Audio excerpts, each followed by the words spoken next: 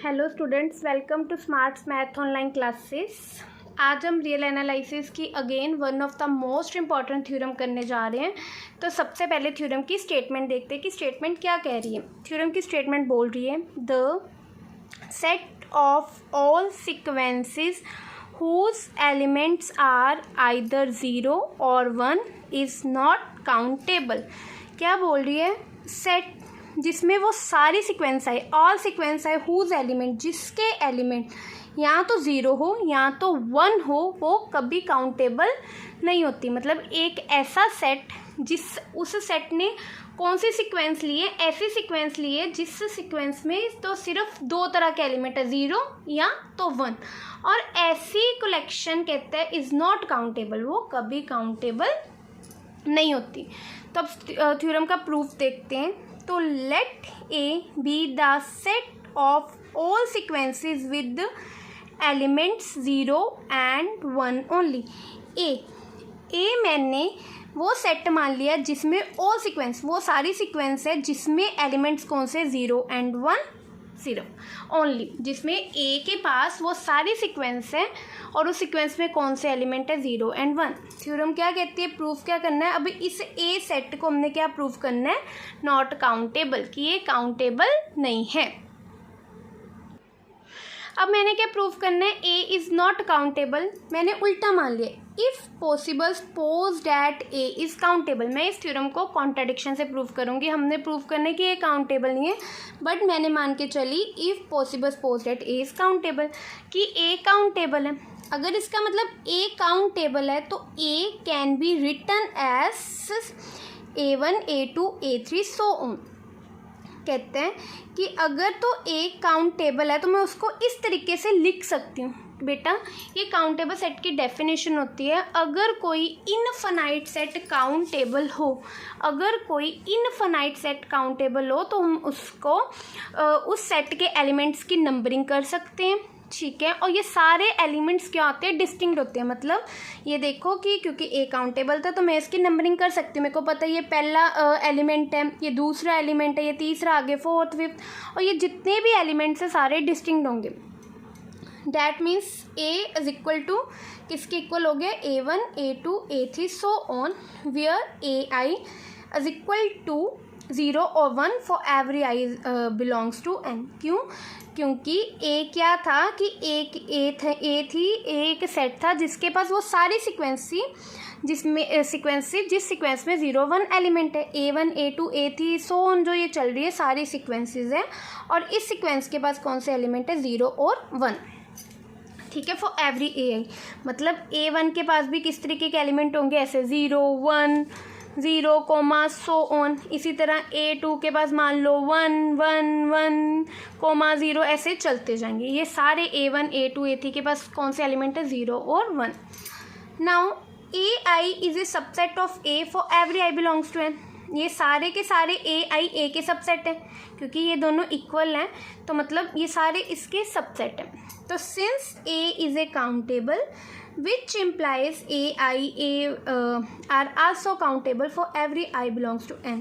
क्योंकि क्या मतलब है कि A1 भी सबसेट है A का, A2 भी सबसेट है A का, A3 भी सबसेट है A का, सो ऑन, ऐसे सारे AI for every I belongs to N A के सबसेट है, और A काउंटेबल है। तो ये क्या कहता है? ये A1, ये A2, ये A3, ये भी सारे so on A4 A5 so on, ये सारे काउंटेबल होंगे। क्यों स्टूडेंट? इसका रिजल्ट होता है every subset of countable set is also countable. Her subset, every subset किसी काउंटेबल सेट का आल्सो काउंटेबल। तो ए मेरे पास क्या था? ए मेरे पास काउंटेबल है, ए मेरे पास काउंटेबल है, और ए आई इसका सबसेट है, तो हर सबसेट इसका क्या हो गया? काउंटेबल। इसके according A I also countable हो गया for every I belongs to N, इस रिजल्ट के according. Since AI is countable for every I belongs to N, कि AI काउंटेबल है हर I बिलोंग्स टू N के लिए, तो therefore AI can be written as A1 A11 A12 A13 A14 so on, A2 is equal to A21 A22 A22 so on. क्योंकि AI क्या है? Countable है, तो इसको काउंटेबल सेट को हम डिस्टिंक्ट इनफाइनाइट अगर कोई सेट काउंटेबल है तो उसको डिस्टिंक्ट एलिमेंट में लिख सकते हैं विद उन सेट्स की नंबरिंग होती है। तो ये सारे ये वाले एलिमेंट्स क्या होंगे, डिस्टिंक्ट होंगे और नंबरिंग हो रही है। ये पहला एलिमेंट, ये दूसरा एलिमेंट, ये तीसरा एलिमेंट। और A11 का क्या मतलब है, पहले सेट का पहला एलिमेंट। A12 का क्या मतलब है, पहले सेट का दूसरा एलिमेंट। इसी तरह A13 A3, इसी तरह A21 दूसरे सेट का पहला एलिमेंट, A22 दूसरे सेट का दूसरा एलिमेंट, ऐसे सोन चलते जाएंगे। A31 तीसरे सेट का पहला एलिमेंट, तीसरे सेट का दूसरा एलिमेंट, सोन। ये सारे इसको रिप्रेजेंट कर रहे हैं। तो क्योंकि काउंटेबल है इनकी नंबरिंग हो सकती है, सारे के सारे एलिमेंट क्या है, डिस्टिंक्ट है। AIN, ये जो AIN है यहाँ तो 0 होगा, यहाँ तो 1 होगा for every I belongs to N।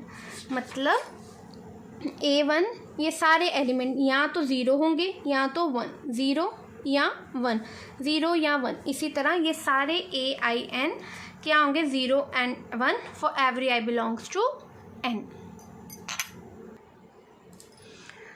अब डिफाइन कर ली मैंने एक sequence F is equal to, जिसमें कैसे एलिमेंट है, 0 if ANN is equal to 1 और 1 if ANN is equal to 0। मैंने अपनी ओर से एक सीक्वेंस डिफाइन की, F इज इक्वल टू 0 होगा उसमें element, if ANN is equal to 1, if ANN is equal to 0। अब ये कैसे डिफाइन की स्टूडेंट्स, ये मैं आपको बताती हूँ। मैंने क्या डिफाइन किया, मैंने डिफाइन किया एक डिफाइन की सीक्वेंस F, एक सीक्वेंस F डिफाइन की जिसके पास 0 होगा if ANN is equal to 1, 1 होगा if ANN is equal to 0। अब देखो मेरे पास A1 सेट कैसे है, A11 A12 A13 so on. तो इसको मैंने मान लिया 0 के इक्वल है, इसको मान लिया 1 के इक्वल है, इसको मान लिया 1, ये ऐसे सोन चल रहा है। इसी तरह A22 A21 A22 A23 so on. इसको मैंने मान लिया कि ये 1 के इक्वल है, इसको मैंने मान लिया 1 के इक्वल है, इसको मैंने मान लिया 0, सो ऑन। ठीक है, ऐसे ही सेट के एलिमेंट चलते जाएंगे। ठीक है, क्यों ये मैंने 0 1 लिया, क्योंकि इसके पास एलिमेंट ही 0 1 है। अब F कैसे बनेगा, F कैसे बनेगा, ANN जहाँ पे number of set is equal to number of element हो, जहाँ पे number of set is equal to number of element हो। ये 0 है तो इसका पहला एलिमेंट क्या होगा, 1। अब इस सेट का जहाँ पे number of element number of set मतलब A22 ये 1 है तो ये क्या होगा, 0। इसी तरह से मान लो अगर A3 A31 A32 A33 so on, ये मान लो 0 है, ये भी 0 है, ये 1 है। तो अगर ये 1 है तो यहाँ पे क्या हो जाएगा मेरे पास, यहाँ पे अगर 1 है तो ये 0। मतलब इसका मतलब AI सेट में जब number of element is equal to number of set हो, जैसे पहला सेट पहला एलिमेंट 0 है तो 1, दूसरा एलिमेंट दूसरा सेट 0, तीसरा एलिमेंट तीसरा सेट तीसरा एलिमेंट तो अगर 1 है वो 0। इस तरीके से ये आगे एलिमेंट चलते जाएंगे। अगर A44 1 है तो वो 0 हो जाएगा, अगर A55 मान लो 1 है 0 है तो वो 1 हो जाएगा, ऐसे चलता जाएगा। अब देख लो स्टूडेंट्स F में कैसे एलिमेंट्स आ रहे हैं।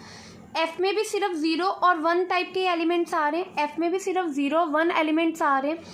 तो F A को बिलोंग कर जाएगा, F A को बिलोंग कर जाएगा, क्योंकि A सेट के पास वो सारी सीक्वेंस है, A सेट के पास वो सारी सीक्वेंस हैं जिसमें 0 और 1 एलिमेंट है, और F के पास भी 0 और 1 ही एलिमेंट है, यहाँ तो 0 यहाँ तो 1। तो इसका मतलब इसके अकॉर्डिंग F A को बिलोंग कर जाएगा।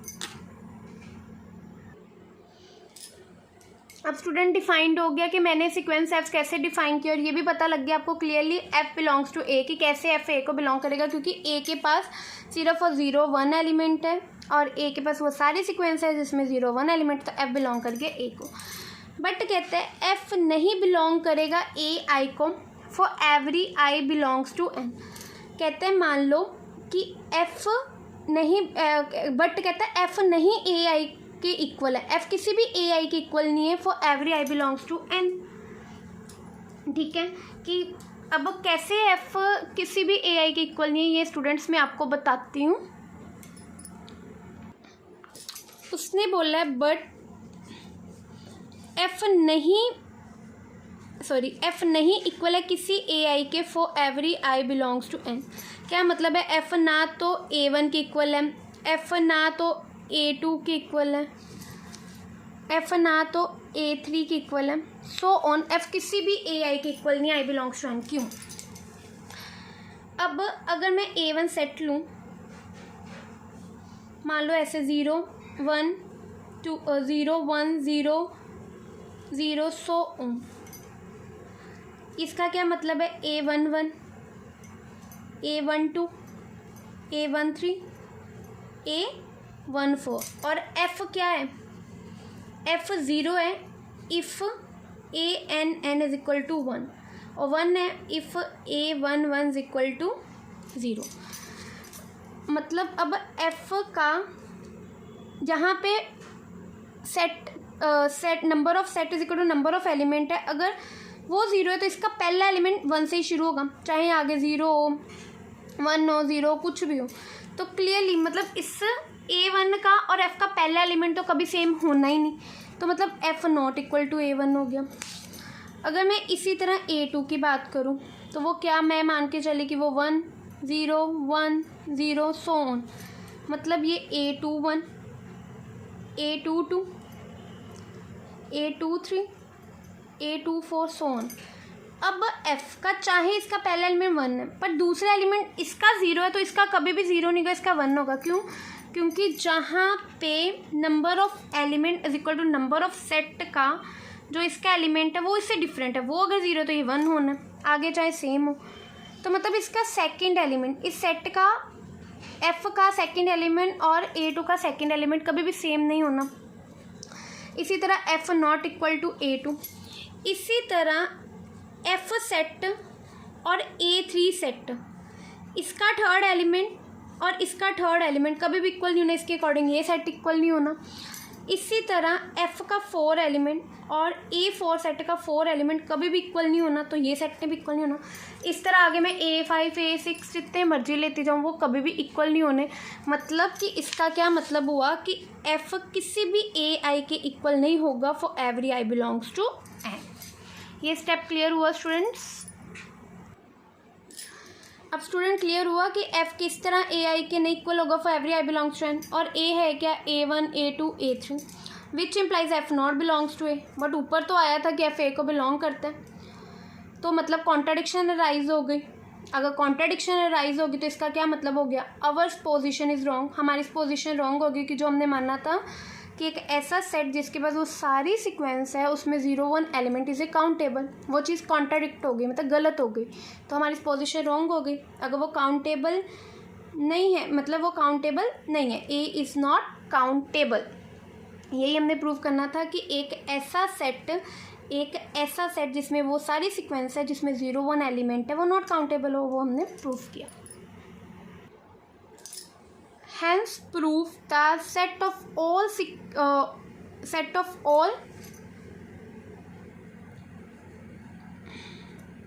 sequence